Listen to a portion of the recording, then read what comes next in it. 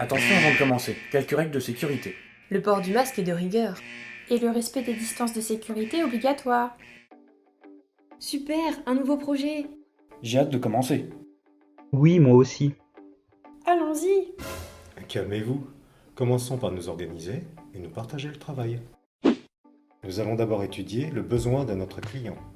Quoi de mieux que des outils qualité pour ça? Avec la situation sanitaire actuelle, un besoin en respirateur se fait ressentir. En concevoir un fiable, performant et conforme à la réglementation est extrêmement complexe et difficilement réalisable à court terme. Nous avons donc formé une équipe de 7 professionnels et étudiants avec pour objectif de proposer un système d'insufflateur automatisé. À partir de ce prototype, nous pourrons ainsi analyser les contraintes et risques liés à la conception d'un respirateur et étudier les réponses possibles. Notre dispositif sera conçu avec des pièces neuves ou de récupération présentes dans le milieu hospitalier. Nous avons fixé les contraintes à respecter. Le volume de gaz frais, la fréquence respiratoire, le rapport inspiration-expiration et la fraction inspirée en oxygène. La dernière contrainte porte sur le circuit de sécurité du patient. Qui dit bonne organisation dit découpage de notre projet avec les étapes clés, l'analyse bibliographique, la conception du système d'insufflation, la conception du mélangeur et enfin le circuit de sécurité.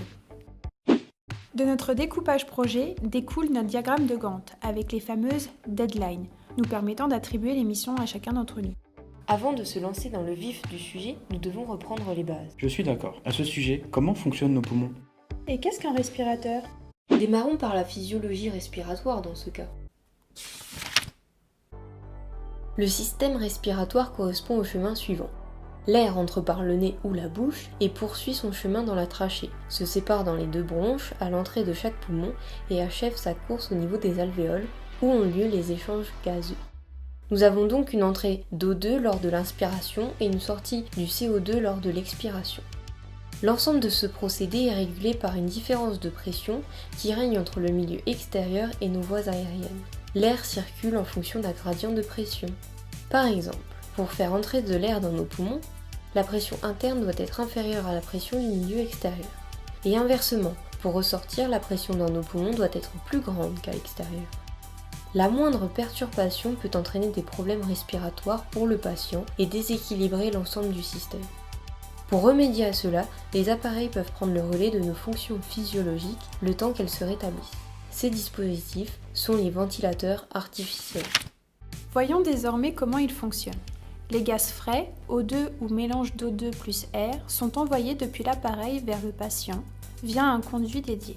Et le CO2 du patient est récupéré dans un second conduit pour être expiré à l'extérieur. La transition entre ces 2 phases est régulée par des valves qui s'ouvrent et se ferment en alternance pour faire circuler l'air dans le bon sens. Tout cela dans le but de ne pas avoir de mélange entre l'air inspiré et l'air expiré. Nous devons également surveiller les différentes pressions dans nos voies respiratoires pour faire circuler l'air à l'intérieur et dans le ventilateur. Il est donc primordial de constamment connaître la pression présente dans le dispositif et qui est envoyée à notre arbre bronchique. C'est à partir de ces notions qu'apparaissent les paramètres suivants, la pression de plateau, la pression de crête et la pression expiratoire positive. Nous pouvons également maîtriser le pourcentage d'oxygène que nous envoyons au patient grâce au paramètre de fraction inspirée en O2 ou FiO2. Tout le projet repose sur l'automatisation d'un dispositif existant, l'insufflateur. Voyons comment ce procédé fonctionne. Il se compose des éléments suivants. Un ballon auto-remplisseur souple, un ballon de réserve, une valve d'admission des gaz frais, une valve séparatrice pour différencier ce qui est inspiré de ce qui est expiré et un raccordement au patient. Le principe est le suivant. Le professionnel de santé exerce une pression à l'aide de ses doigts sur le ballon auto-remplisseur souple. L'augmentation de pression à l'intérieur du ballon souple permet l'expulsion de l'air en direction du patient, dont la pression interne au niveau des voies aériennes est plus faible. Nous mimons ainsi l'inspiration. Le professionnel de santé va ensuite relâcher le ballon qui va retrouver sa forme d'origine et diminuer en pression, permettant ainsi l'expiration du CO2. Mais comment allons-nous savoir quels paramètres sont essentiels et quelles valeurs sont à respecter? Pas de panique! Pour cela, il existe des organismes notifiés qui définissent tous ces paramètres. Nous retrouvons cet ensemble dans les normes. S'il n'y avait que 2 normes à retenir concernant les respirateurs, nous citerions celle-ci. La norme ISO 80601.2.12 2020, elle est pour ainsi dire la référence de tout concepteur de respirateur. Elle indique et recense l'ensemble des paramètres et équipements que nous devons retrouver dans un respirateur. La norme CEI 60601.1.8 qui fixe les modalités de gestion des alarmes critiques et non critiques. Il existe d'autres normes particulières selon l'application envisagée du respirateur. Par exemple, la norme ISO 80612.70-2015 qui se rapporte plus spécifiquement au matériel de traitement respiratoire de l'apnée du sommeil. Toutefois, il est important de retenir une chose.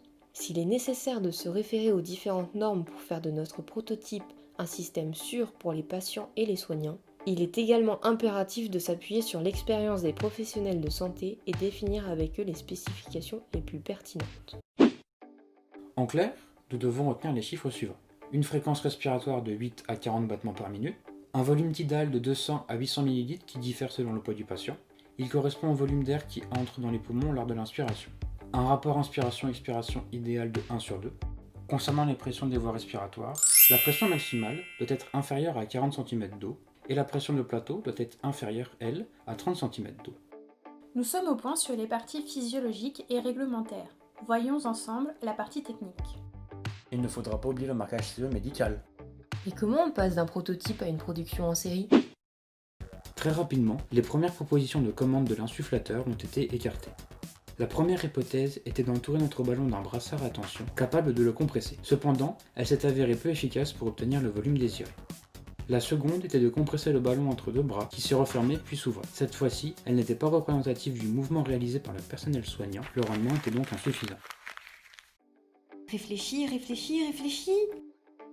commence à faire chaud ici. Ah bah les méninges fument! Eureka! Observons bien le mouvement d'appui par le personnel sur l'insufflateur. L'idée serait donc d'effectuer une compression de notre ballon par 2 doigts de chaque côté, et le mouvement de ces doigts sera commandé par des brassards. Ce genre de brassard est très simple à mettre en place, et gros avantage, tous les composants qui peuvent y être attachés se trouvent très facilement dans les ateliers des hôpitaux. Sauf bien sûr les microcontrôleurs qui sont plutôt utilisés par les biomèdes geeks.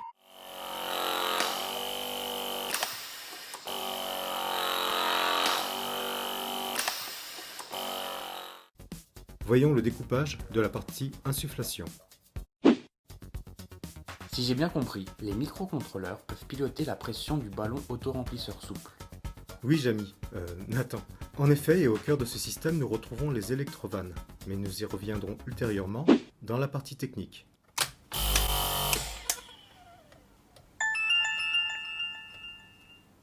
Bonjour, Système Nancy et l'Institut de cancérologie de Lorraine vous présentent l'insufflateur automatisé Airwall.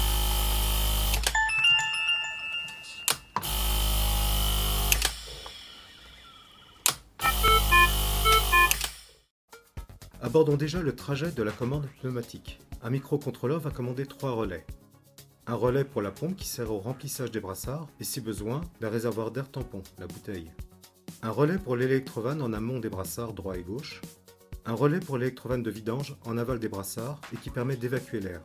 La partie droite du schéma se concentre sur le mélangeur et le ballon auto-remplisseur souple, système destiné à être en contact avec le patient et qui apportera le mélange d'oxygène et d'air médical à ce dernier.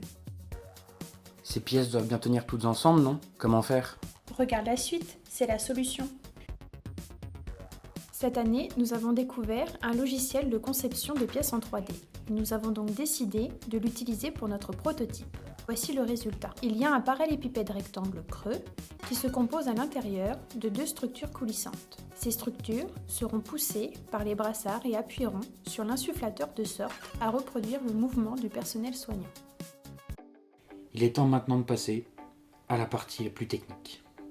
Allez, accrochons-nous. En termes de spécification, les objectifs initiaux étaient une fréquence respiratoire de 8 à 20 cycles par minute, un rapport inspiration-expiration de 1,1 à 1,3, un volume tidal fixé de 0,4 à 0,7 litres. Nous allons vous montrer les différents facteurs sur lesquels jouer pour maintenir un volume selon les combinaisons de fréquences et de rapports inspiration-expiration.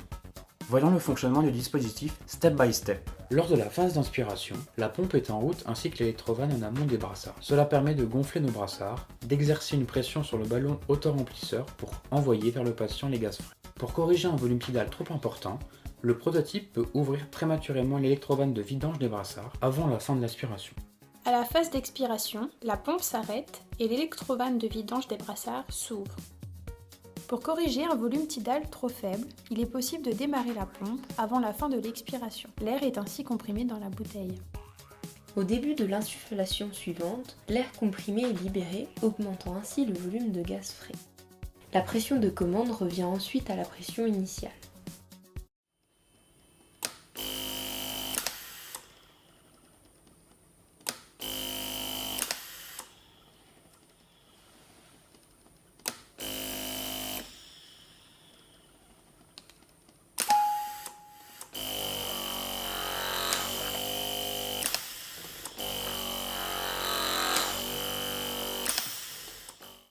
Le dernier paramètre à gérer est la FiO2.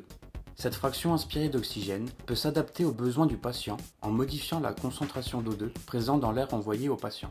En jouant sur les pourcentages de temps d'ouverture de l'électrovanne d'O2 et celle de l'air médical, nous pouvons déterminer la FiO2 souhaitée.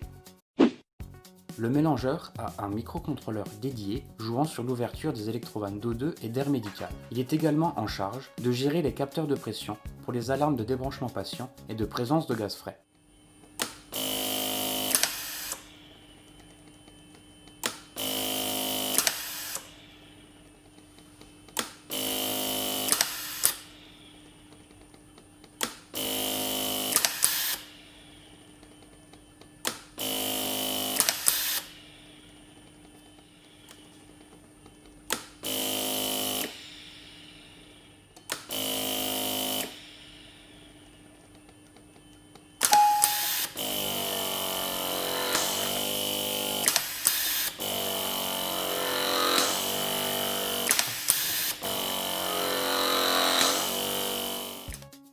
Pour la mesure des fréquences respiratoires et des rapports I sur E, nous avons utilisé un chronomètre étalonné, avec une répétabilité sur 10 mesures, ce qui a permis de détecter une erreur systématique de 65 millisecondes due au temps de traitement par le microcontrôleur. Cette erreur se corrige en ajoutant dans le programme une variable de compensation.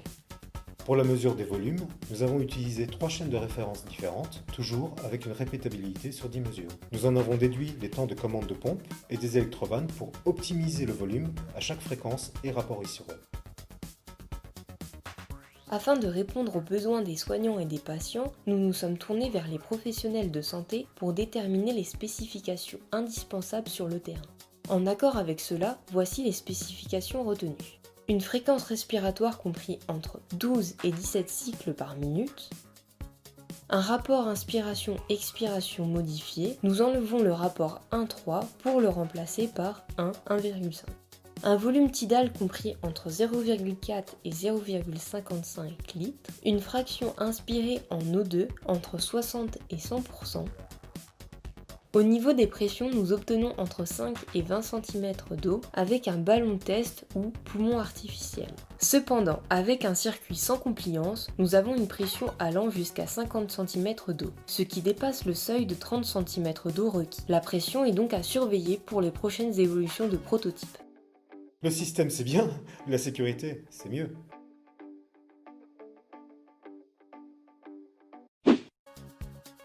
Nous avons décidé, en suivant les recommandations de la norme ISO 8601.2.12-2020, de mettre en place 3 alarmes critiques. Une alarme débranchement patient, une alarme de détection d'oxygène et une alarme en cas de coupure électrique.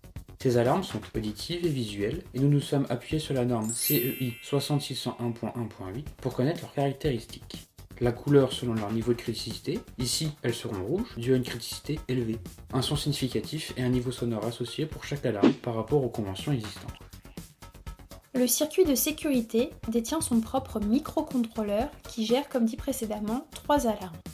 Ces alarmes sont représentées grâce à des LED clignotantes, rouges, visibles à 1 mètre de distance, et des mélodies spécifiques enregistrées en format MP3 sur une carte SD qui seront lues et amplifiées par le microcontrôleur.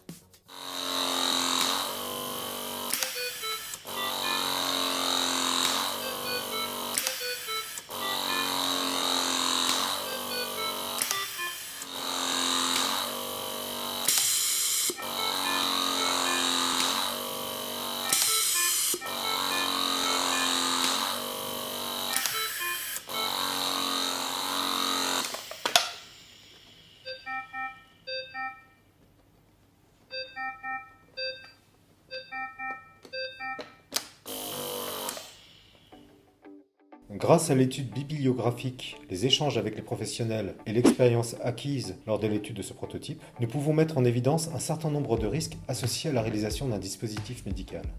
Cette liste n'est pas exhaustive et nous servira de base d'amélioration pour le développement d'une seconde version de ce prototype. Des actions ont été menées sur les risques grisés et des améliorations sont à suivre pour les risques persistants. Et oui, l'amélioration ça continue. Grâce à Nathan, qui sera en charge de la partie métrologie et de la mise en œuvre d'un dossier de marquage CE médical, et grâce à Emmeline, qui aura pour mission d'optimiser le dit prototype et de mettre en place son dossier de production. Merci de nous avoir écoutés. Nous espérons que la vidéo vous a plu. Nous espérons aussi que ces recherches et idées vous seront utiles. À bientôt pour le prochain épisode.